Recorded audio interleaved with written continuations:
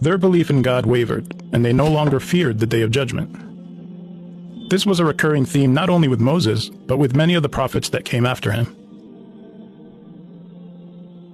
Their example is meant to serve as a warning to Muslims, not to be arrogant and misguided, and not to fall off the straight path as they did.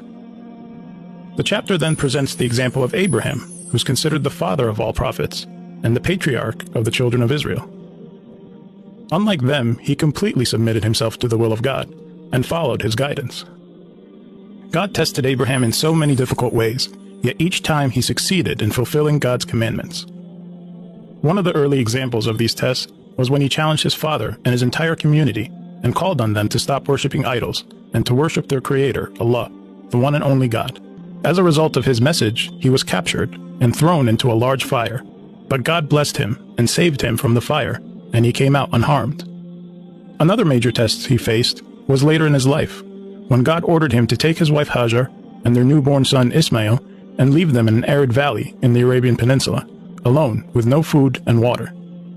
As difficult as that was, he accepted God's plan, and God took care of Hajar and Ismail. This valley would later become Mecca.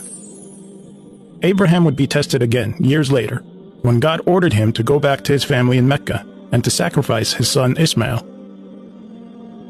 When he told Ismail of God's command, Ismail accepted his fate with no hesitation. As a result of their faith in God and their willingness to follow his order, God blessed them both and rewarded them by placing a ram there to sacrifice instead.